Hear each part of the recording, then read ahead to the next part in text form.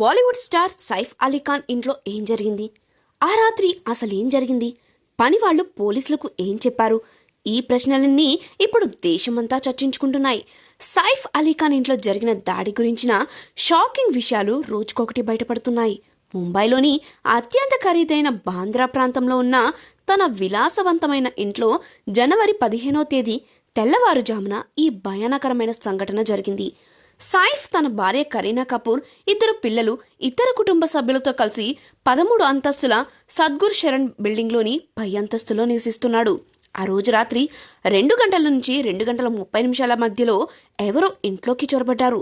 సైఫ్ చిన్న కుమారుడు జహంగీర్కు కేర్ టేకర్గా ఉన్న ఎలియామా ఫిలిప్ అనే మహిళ మొదటిగా అలికిడి వినింది. జహంగీర్ గది దగ్గరలోని బాత్రూం నుంచి శబ్దాలు వస్తుండటంతో ఆమె వెళ్లి చూసింది. అక్కడ సన్నగా నల్లగా ఉన్న సుమారు 5.5 అడుగుల ఎత్తున్న ఒక వ్యక్తి బాత్రూం నుంచి బయటకు రావడం చూసింది.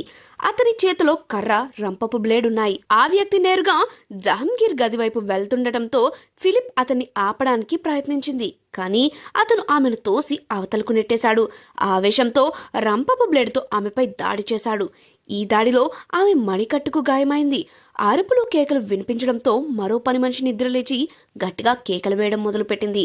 సైఫ్ పెద్ద కుమారుడు ఇబ్రహీంను పిలుస్తూ సైఫ్ తలుపులు బాదడం మొదలుపెట్టింది. హడావిడి విని సైఫ్, కరీనా నిద్రలేచి జహంగీర్ గది వైపు పరిగెత్తుకుంటూ వెళ్లారు. సైఫ్ ఆ దుండగిడితో పోరాడాడు. ఆ పోరాటంలో అతనికి 6 చోట్ల గాయాలయ్యాయి. దాదాపు 30 నిమిషాల పాటు వీరిద్దరి మధ్య భీకర పోరాటం జరిగింది. చివరికి ఆ దుండగుడు బెడ్రూంలో తలుపు వేసుకుని లోపల గడియ పెట్టుకున్నాడు. ఆ తర్వాత ఎవరికీ కనిపించకుండా అక్కడి నుంచి తప్పించుకున్నాడు.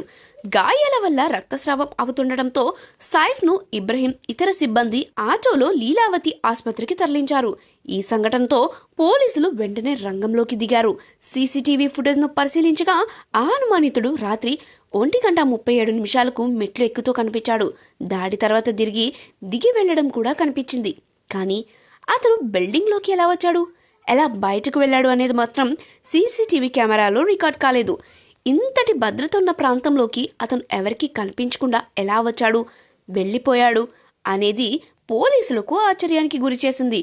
ఇంట్లో ఎవరి సహాయమైనా అతనికి ఉందా అనే కోణంలో కూడా పోలీసులు దర్యాప్తు చేస్తున్నారు. ఫిలిప్ పోలీసులకు ఇచ్చిన వాంగ్మూలంలో ఆ వ్యక్తి సన్నగా, నల్లగా, సుమారు 5.5 అడుగుల ఎత్తు ఉంటాడని తెలిపింది. దాడి సమయంలో ఆ దుండగుడు కోర్టు డిమాండ్ చేసినట్లు సమాచారం. అయితే అతని అసలు ఉద్దేశం ఏమిటి అనేది ఇంకా తెలియలేదు. అతను దొంగేనా, లేక దాడి చేయడానికి వేరే ఏమైనా కారణముందా అనే ప్రశ్నలు వినిపిస్తున్నాయి. లీలా ఆసుపత్రి వైద్యులు సైఫ్ ప్రమాదం నుంచి త్రుటిలో తప్పించుకున్నారని తెలిపారు.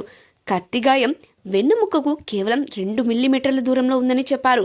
ప్రస్తుతం సైఫ్ను ఐసీయూ నుంచి సాధారణ గదికి మార్చారు. ఆయన ఆరోగ్యం నిలకడగా ఉంది. పోలీసులు ఇంకా ఆ దుండగుడి కోసం గాలిస్తున్నారు. ఈ కేసులో ఇంకా చాలా ప్రశ్నలకు సమాధానం దొరకాల్సి ఉంది.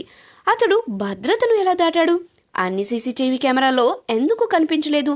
నిందితుడిని పట్టుకునే వరకు ఈ మిస్టరీ వీడేలా లేదు. ఈ కేసు అనేక మలుపులు తిరుగుతుంది. అసలు ఆ రాత్రి ఏం జరిగింది, ఆ దుండగుడి లక్ష్యం ఏమిటి అనే విషయాలు తెలియాలంటే నిందితుడిని పట్టుకునే వరకు వేచి చూడాల్సిందే.